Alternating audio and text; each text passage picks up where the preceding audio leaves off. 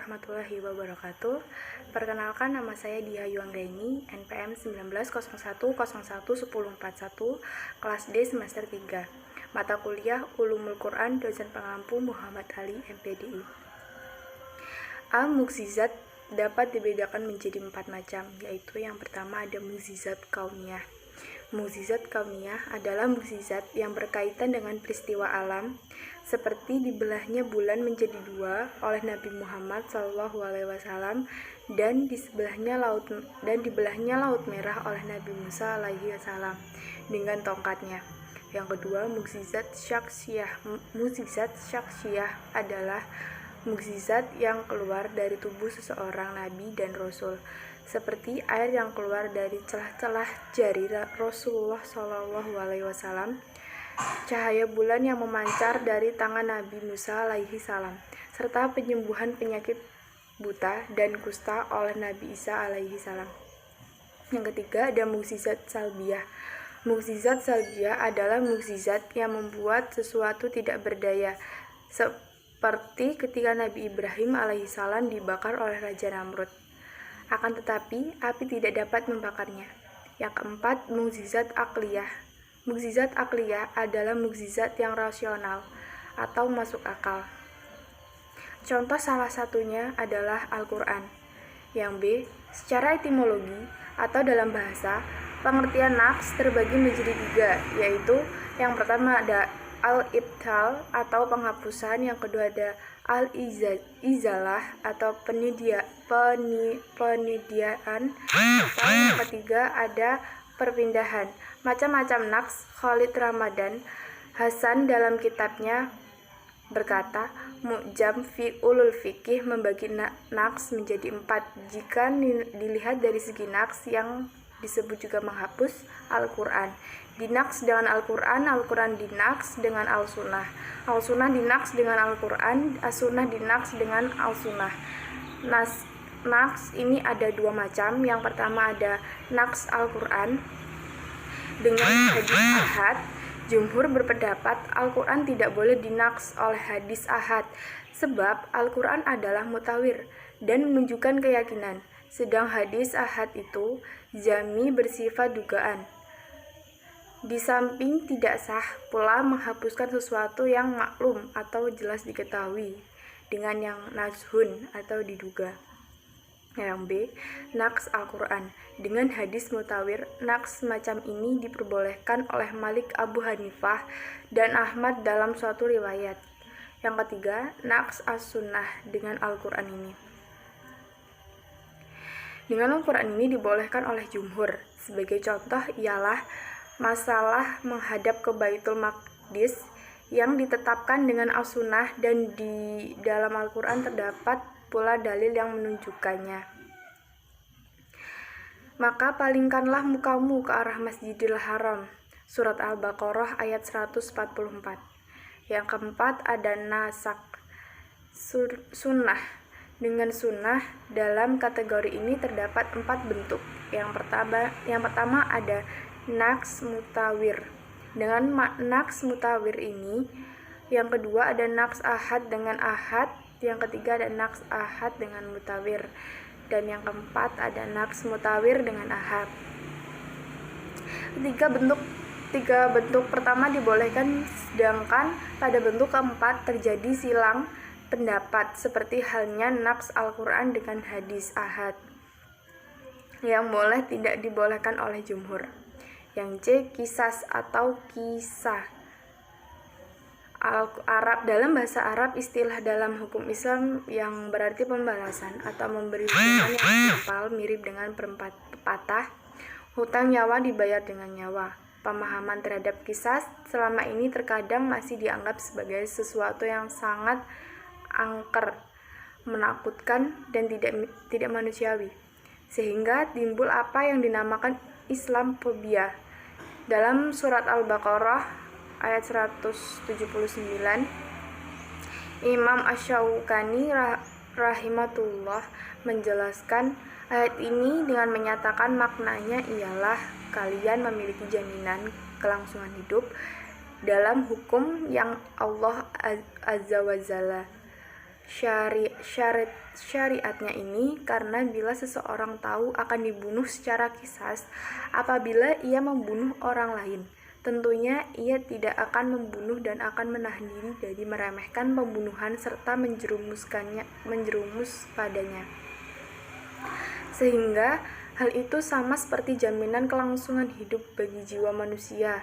Ini adalah satu bentuk sastra balaghah yang tinggi dan kefasihan yang sempurna. Allah Azza wa Jalla menjadikan qisas yang sebenarnya adalah kematian sebagai jaminan kelangsungan hidup ditinjau dari efek yang timbul, yaitu bisa mencegah saling bunuh di antara manusia. Hal ini dalam rangka menjaga keberadaan jiwa manusia dan keberlangsungan hidup mereka. Allah Azza wa Jalla juga menjelaskan ayat ini untuk ulul albab, yaitu orang yang berakal, karena merekalah orang yang memandang jauh ke depan dan berlindung dari bahaya yang muncul. Kemudian, sedangkan orang yang pandir atau berpikiran pendek dan gampang emosi, mereka tidak memandang akibat yang akan muncul dan tidak berpikir tentang masa depannya. Yang D. Amsal adalah salah satu gaya Al-Quran dalam pengungkapannya berbagai penjelasan dan segi-segi mukjizatnya. Dengan adanya Amsal, maka akan didapati di dalam Al-Quran makna yang lebih indah, menarik, dan menakjubkan. Setelah Amsal Al-Quran adalah orang yang pertama kali mengarang ilmu Amsal Al-Quran adalah Syekh Abdul Rahman bin Husain An-Nasyaburi, yang dilanjutkan Imam Abdul Hasan bin Muhammad Al-Wardi, kemudian dilanjutkan kembali oleh Imam Syamsuddin Muhammad bin Ali Bashrin Ibnu Qasyim Al-Jauziyah. Amsal Al-Quran terbagi menjadi 3, yaitu Amsal Musyarrah, Amsal Kaminah, dan Amsal Mursalah. Amsal Musyarrah yaitu perumpamaan yang jelas di dalamnya terdapat lafal, masal, atau sesuatu yang menunjukkan syahbih. Amsal Kaminah yaitu perumpamaan yang di dalamnya tidak disebutkan dengan lafaz tamsih jelas, tetapi menunjukkan makna-makna yang indah, menarik dalam kepadatan redaksinya, dan mempunyai pengaruh tersendiri bila dipindahkan kepada yang serupa dengannya. Amsal Mursalah ialah kalimat-kalimat bebas yang tidak menggunakan kata perumpamaan. Seperti kalimat-kalimat itu berlaku sebagai perumpamaan faedah Amsal Al-Quran. Imam Zarkamshi menyatakan bahwa tujuan Al-Quran membuat Amsal Al-Quran itu banyak, diantaranya memperingatkan, menasehati, mendorong, melarang, dan pelajaran, menetapkan ketertiban, bantah-bantahan terhadap akal, dan menggambarkannya dalam bentuk sesuatu yang ditangkap oleh panca indera, seperti agar semua orang melakukan amal yang soleh dan dapat dijadikan perumpamaan yang menarik dalam Al-Quran. Perumpamaan Amsal dalam pendidikan yang pertama ada mempermudah mengingat dan memahami sesuatu. Yang kedua ada memberi motivasi pelaksanaan kebaikan dan meninggalkan larangan pemberian. Contoh akan mendorong yang lebih berbuat sesuatu sesuai dengan contoh itu. Nah, hal itu terjadi pula contoh yang merupakan sesuatu yang disenangi jiwa. Yang ketiga ada melatih untuk bisa berpikir dengan perumpamaan dan perbandingan. Pikiran manusia akan terlatih untuk beranalogi agar mendapatkan kesimpulan yang benar. Jadi, dengan Amsal akan dapat melatih berpikir manusia. Yang ada aksam. Aksam adalah sumpah-sumpah yang dinyatakan oleh Allah dalam Al-Quran, baik yang berbuat ataupun yang tidak berbuat, terhadap sesuatu perbuatan yang diperkuat dengan kata-kata sumpah dengan sesuai ketentuan dari syafa'. Adapun macam-macam dari aksam itu ada kalanya zahir dan ada kalanya menjadi mudmar. Zahir adalah sumpah di dalamnya terdapat fiil qasam bih dan diantaranya ada dihilangkan fiil qasamnya sebagaimana pada umumnya karena dicukupkan dengan huruf jar berupa ba, wawu, dan ta. Seperti dalam firman Allah Subhanahu wa taala, sepertinya aku bersumpah dengan hari kiamat dan aku bersumpah dengan jiwa yang amat menyesali. Quran surat Al-Qiyamah ayat 1-2. Mudmar ialah yang di dalamnya tidak dijelaskan fiil qasam dan tidak pula muqsam bih, tetapi ia ditunjukkan oleh lam taukid yang masuk ke dalam jawab kasam seperti firman Allah. Faedah aksam dalam Al-Quran, kasam memiliki salah satu penguat perkataan yang masyhur untuk memantapkan dan memperkuat kebenaran sesuatu di dalam jiwa. Quran Al-Karim diturunkan untuk seluruh manusia dan mempunyai sikap yang bermacam-macam terhadapnya. Di antaranya ada yang meragukan, ada yang mengingkari, dan ada pula yang amat memusuhi. Karena itulah pakailah kasam dalam kalamullah guna menghilangkan keraguan, melenyapkan kesalahpahaman, menetapkan hujah, menguatkan khobar dengan menetapkan hukum yang dengan cara paling sempurna. Selanjutnya, secara etimologi, jadal atau jidal dalam bahasa Arab dapat dipahami sebagai pembantahan dalam suatu permusuhan yang sengit, berusaha menenangkannya, sedangkan secara etimologi, jadal adalah saling bertukar pikiran atau pendapat dengan jalan masing-masing, berusaha berargumen dalam rangka untuk menenangkan pikiran atau mendapatkannya dalam suatu perdebatan yang sengit. Macam-macam jadal ada dalam Al-Quran. Yang pertama ada penyebutkan Al-Quran ayat-ayat kauniyah yang disertai dengan perintah melalui peringatan dan pemikiran untuk dijadikan dalil bagi penetapan dasar-dasar kaidah seperti ketauhidan Allah dan uluhiyahnya, dan keimanan kepada malaikat-malaikat, kitab-kitab, rasul-rasulnya, dan hari kemudian. Yang kedua ada menghubungkan lawan, membungkam lawan dan mematahkan hujahnya dengan menjelaskan bahwa pendapat yang dikemukakannya itu menimbulkan sesuatu pendapat yang tidak diakui oleh siapapun. Selanjutnya, membatalkan pendapat lawan dan membuktikan kebenaran atau membalikannya.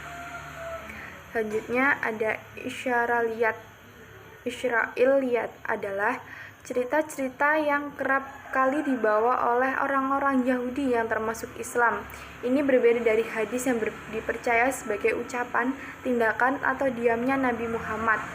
Ada pendapat yang mengatakan bahwa Israiliyat berarti seorang raja, pejuang di jalan Allah.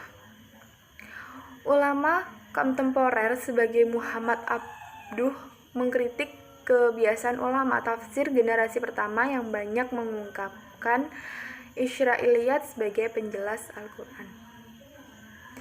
Menurutnya kebiasaan itu telah mendistorsi pemahaman terhadap Islam.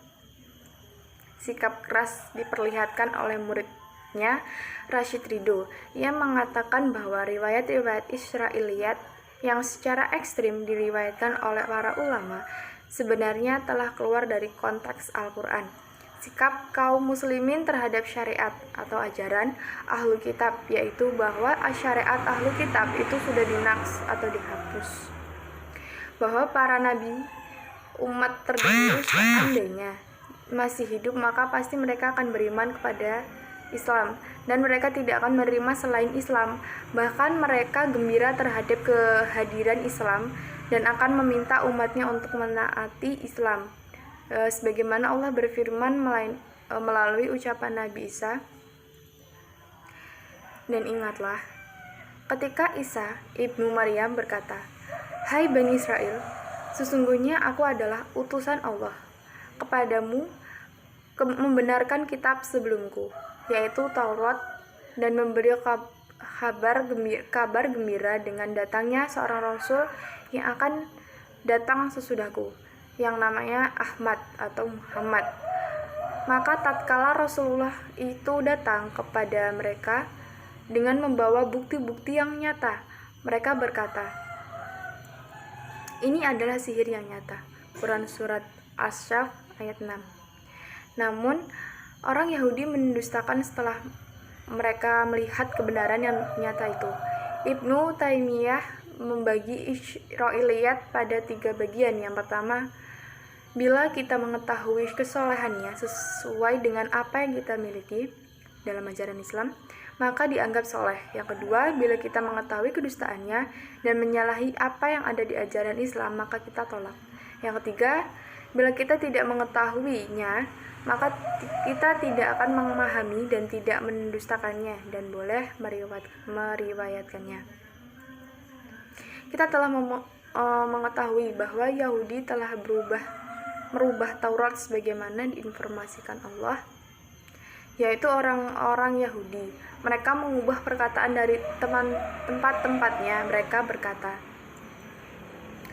"Kami mendengar, tetapi kami tidak mau menurutinya." Dan mereka mengatakan pula, "Dengarlah, sedang kamu sebenarnya tidak mendengar apa-apa." Dan mereka mengatakan, "Raina," dengan memutar-mutar lidahnya dan mencela agama, sehingga mereka mengatakan, "Kami mendengar dan menurut, dan dengarlah dan perhatikanlah kami." Tentulah itu baik bagi mereka dan tetapi Allah mengutuk mereka karena kekafiran mereka. Mereka tidak beriman kecuali iman yang sangat tipis. Quran Surat An-Nisa ayat 46. Untuk mendeteksi Israiliyat yang sesuai dengan ajaran Islam sangat sulit karena disampaikan oleh para sejarawan, penceramah, khatib, sebagian dari ahli hadis, ahli tafsir, membuat hadis waudu, dan para zindik. Karena untuk membersihkan kitab tafsir dari Israiliyat perlu memiliki keahlian khusus, seperti tidak cukup dengan memaparkan Israiliyat bahwa hanya bersumber dari ahli kitab, bahkan harus meneliti dari sumber keasliannya, dan memerlukan kesungguhan, kesabaran, dan ilmu pengetahuan. Tokoh-tokoh terkenal meriwayatkan hadis Israiliyat, antara lain adalah Ka'ab al-Ahbar dan Wahb bin Manabi. Sekian, saya akhiri. Wabillahi taufiq wal hidayah. Wassalamualaikum warahmatullahi wabarakatuh.